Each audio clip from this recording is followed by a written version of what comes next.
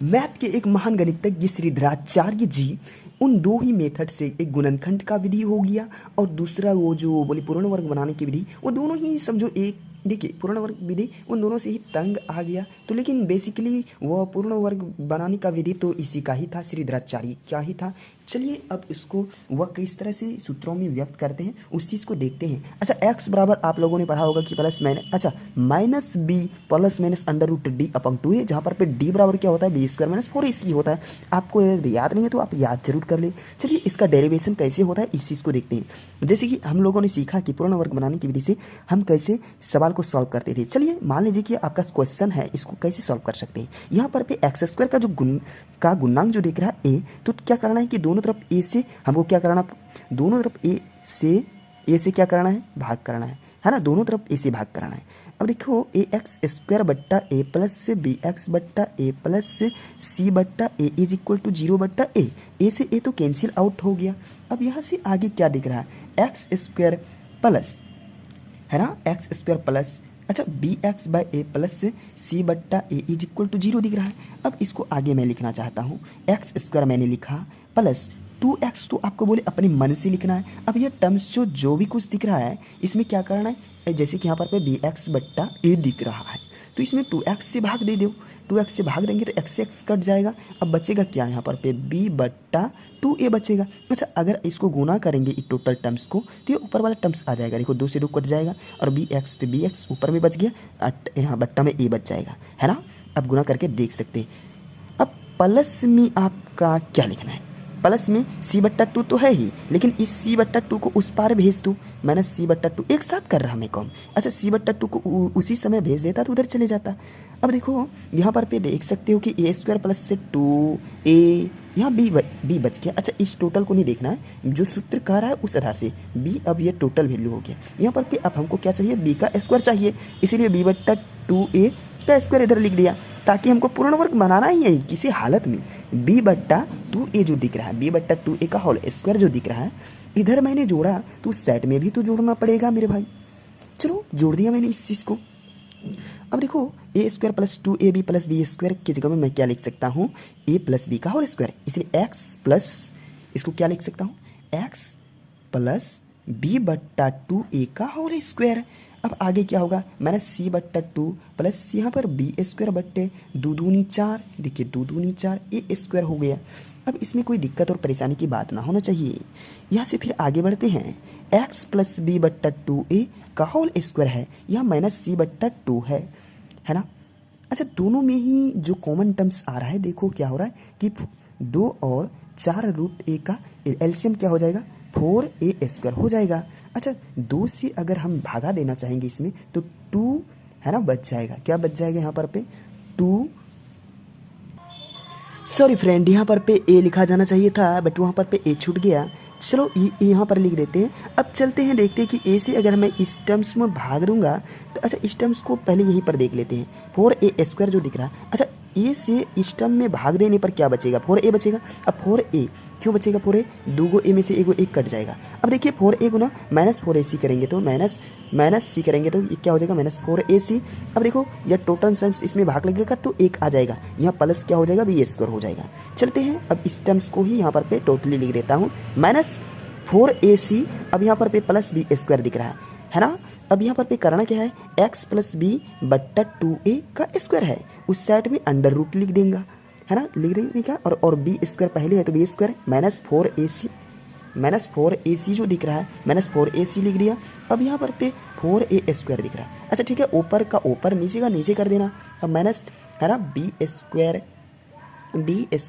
Minus 4ac बट्टा में, और नीचे में क्या हो जाएगा, यहाँ पर पे 4a स्क्वायर। अब आगे लिखना चाहूँ तो प्लस बी बट्टा 2a बराबर क्या हो जाएगा, बराबर यही चीज़ रहेगा ना यहाँ पर पे। अच्छा यहाँ पर पे स्क्वायर रूट जब निकालते हैं तो प्लस माइनस में लिख देता हूँ, कोई भी लिखता है मैथ के अनुसार से, माइनस 4ac बट्टा यहाँ पर पे 2 का वर्ग, अच्छा यह 4 का वर्ग तो 2 हो जाएगा, a स्क्वायर में से तो a हो जाएगा।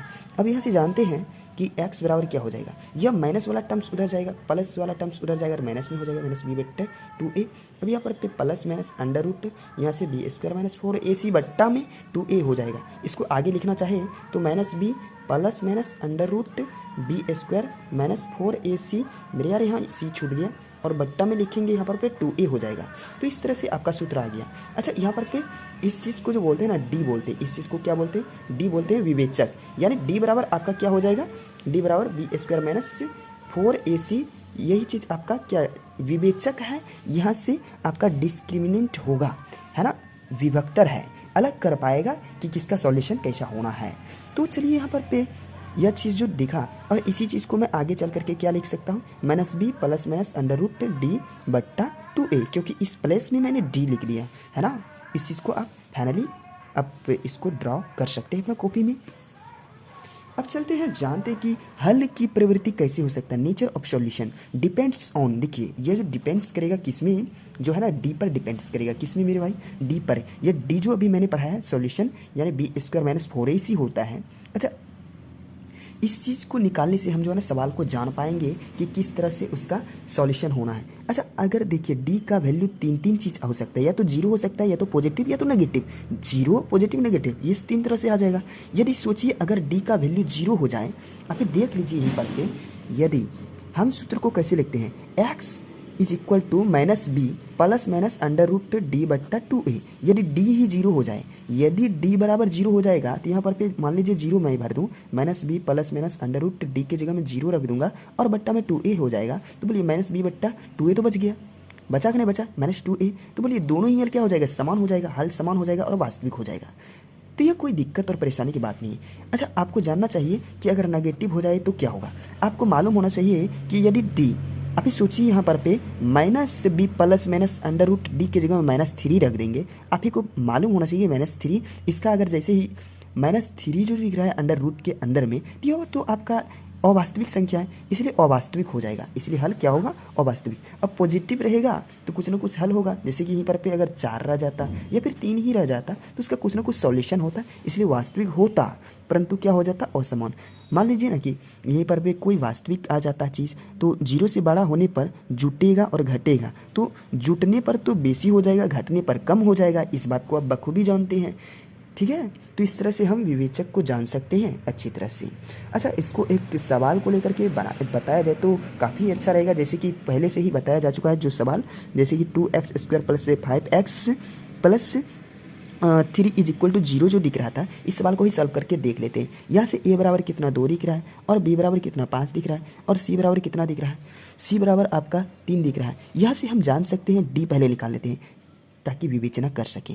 यहाँ से बी स्क्वायर माइनस 4ac होता है, तो चलो यहाँ से बी स्क्वायर यानी 5 का स्क्वायर कर देते हैं, माइनस 4ac, 4 गुना 2 गुना 3 कर दिया, 25 25 हो गया, माइनस 4 दूनी 8 तिया 24 बराबर क्या हो गया यहाँ से 1। अच्छा, एक जैसे ही दिखा तो हम क्या यहाँ से इसका जो नेचर है सवाल का बता सकते हैं, एक क्या पॉजिटिव है, तो इसलिए हल कैसा होगा, पहले तो वास्तविक होगा। अच्छा, पूछेगा आपसे सवाल वास्तविक, दूसरा क्या हो जाएगा, एक पॉजिटिव है जीरो नहीं है, इसलिए असमान हो जाएगा, क्या होगा, असमान, कुछ जुटे कुछ घटे तो असमान हो जाएगा, वास्तविक हो असमान। इससे आपका क्वेश्चन अच्छी तरह से बनेगा। और x इज इक्वल टू क्या हो जाएगा, minus b plus minus under root d upon 2a होगा। अब यहाँ देखो माइनस बी की जगह में मैंने क्या लिखा, b की जगह में 5 लिखूँ और प्लस माइनस अंडर रूट 1 बट्टा 2 गुना a की जगह में 2 लिख दिया, और बराबर देखो माइनस 5 प्लस माइनस 1 बट्टा 2 दूनी 4 हो जाएगा। अब यहाँ से आगे मैं जानना चाहूँ तो एक बार देखो अल्फा बराबर क्या हो जाएगा, माइनस 5 माइनस 1 बट्टा 4, और बीटा बराबर क्या हो जाएगा, माइनस 5 प्लस 1 बट्टा 4।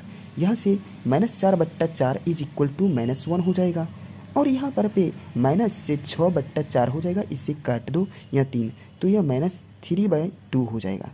तो इस सवाल को आप समझ पा रहे हैं, माइनस 3/2 हो गया। इस तरह से आप सॉल्व कर सकते हैं, दोनों ही सभी विधि से एक समान सा उत्तर आएगा, इसमें कोई दिक्कत और परेशानी की बात नहीं है। Thanks for watching.